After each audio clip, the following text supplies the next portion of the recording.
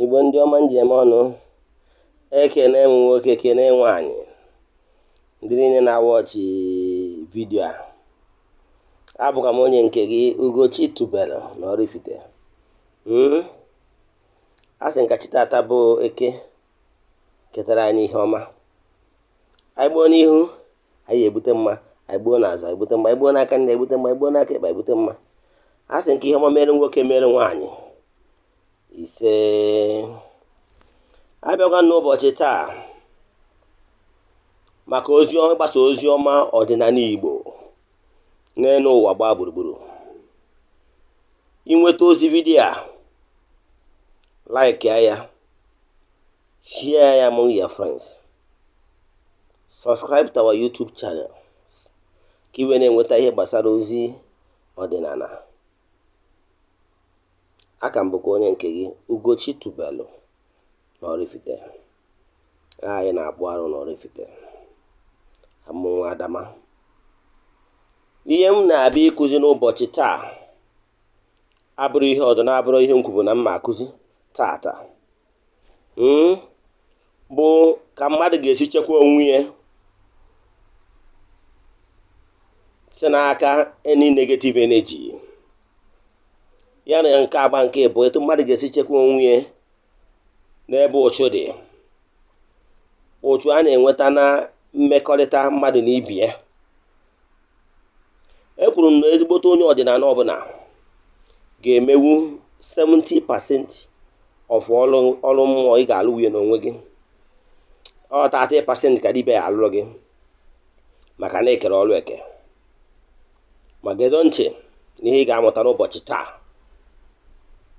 Obi atọ m ụtọ maka na aka nọ n'ọnwa Sagittarius, ọnwa ọmụmụ m, ka anyị wee chọọ ka nye ndị mba ụwa ihe nkụzi akwa ụbọchị taa. Na mbụ, malụ na ihe niile Chineke kere eke nwere power, spiritual power and healing power, as in health benefit. But what you don't know is only a mystery to you and not to all. Na mbido, o nwere ihe a na-akpọ ọfọ emere ngịnị ya ka ị na-afụ ihe a.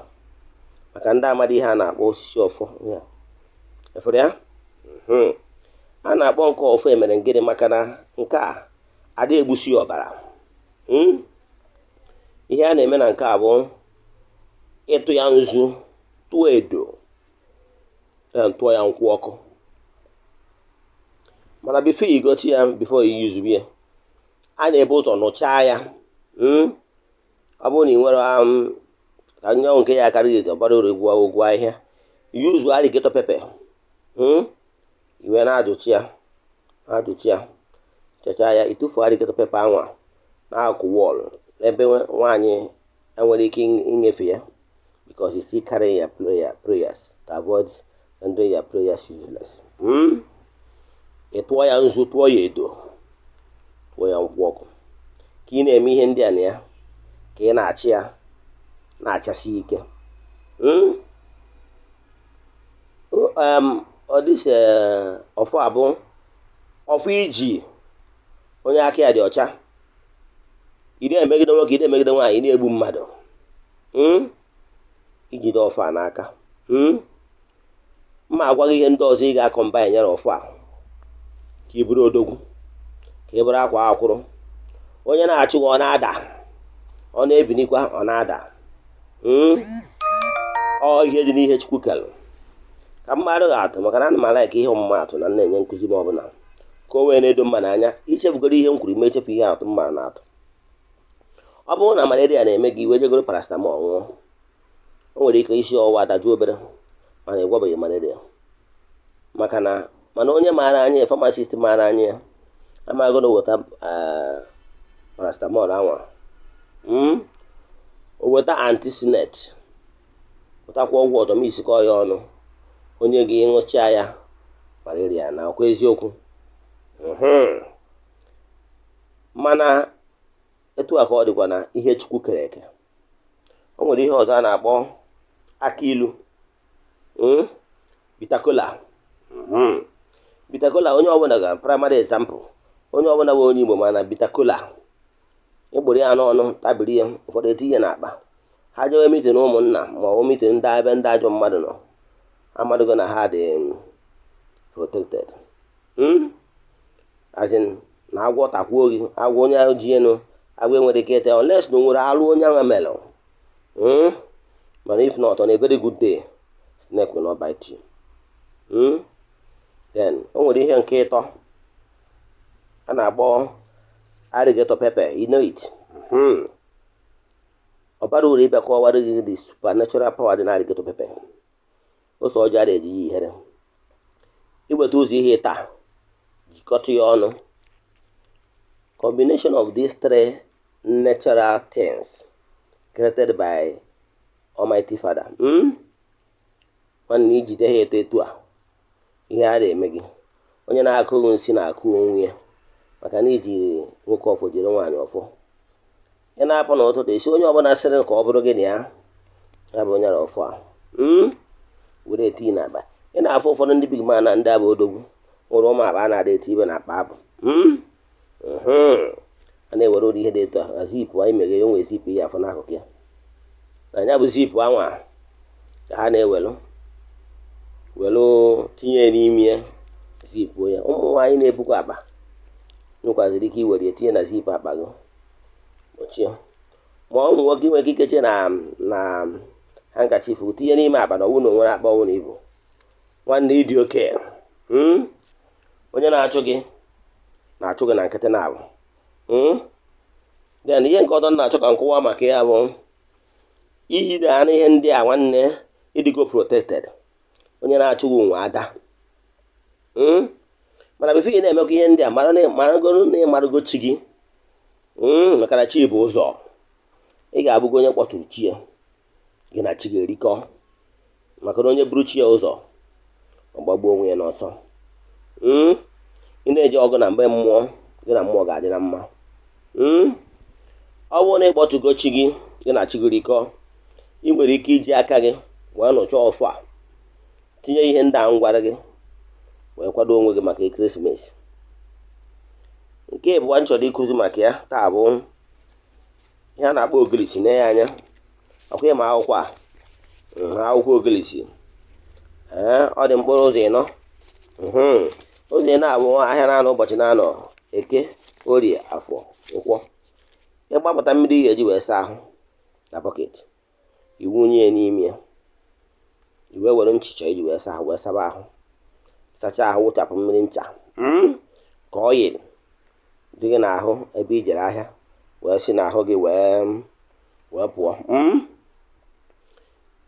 Iwere akwụkwọ ogilisi a ị na-tinye n'aka gị ide wee sị ị na-awụchapụ ụtụ ụna agbara n'isi, ụtụ ọbụla agbara n'ihu, nwoke gbara ụtụ, nwaanyị gbara ụtụ, ọ bụ ikwu gbara ụtụ, ọ bụ ibe, were asị ogbo wee chiba ahụ niile bido n'isi wee ruo n'ụkwụ. Echicha ya ijide etu a foduo ya, ifesie east.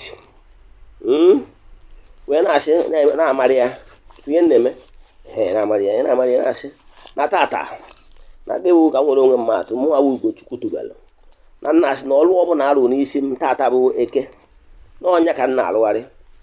Ọ bụ nwoke lụrụ ya, ọ bụ nwaanyị lụrụ ya, ọ bụ ikwu lụrụ ya, ọ bụ ibe, nwanne nwoke nwanne nwaanyị, ọ bụ onye dibịa lụrụ ya, ọ bụ ofeke lụrụ ya, ọ bụ akara ogheri mmụọ akara ogheri mmadụ.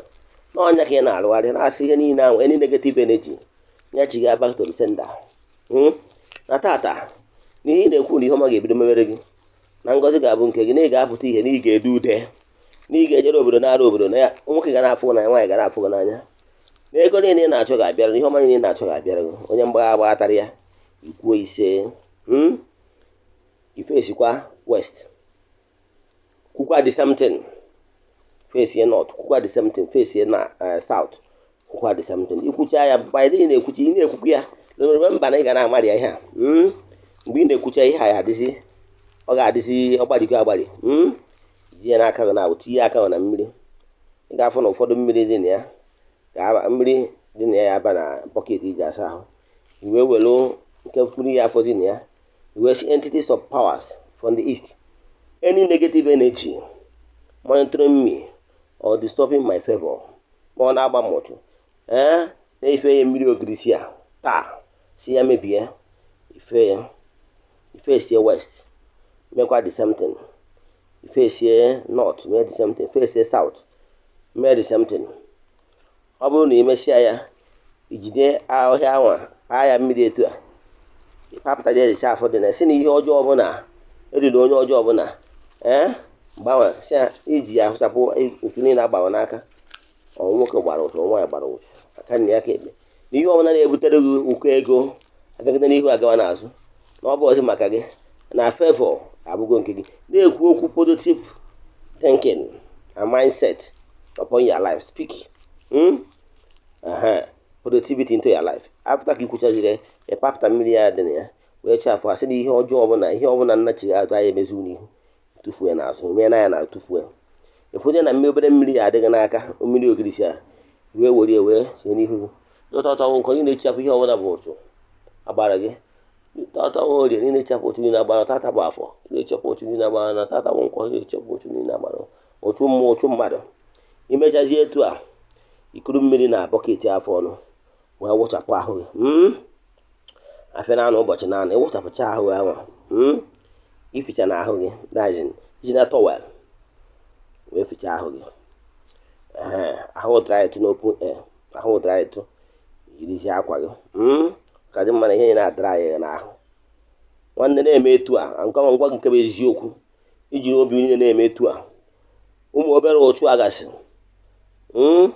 unless is the abomination onda ndị gị niile na-aga eme nwụcha mana ọ bụrụ ụmụ otu a na-ebutere gị ịkpa asị feba ama abịa ụmụ obere otu a gasị ibute n'aka ndị enyi gị ma ọ bụ ndị gị na ha na-emekọ ihe ụmụ otu n'ọrụ akwụ there we go trust me ihe na-achọ ịkọwara gị bụ mee ihe a ngwara gị ka ide ude ka ịpụta ihe nwekwa ajụjụ ị nwere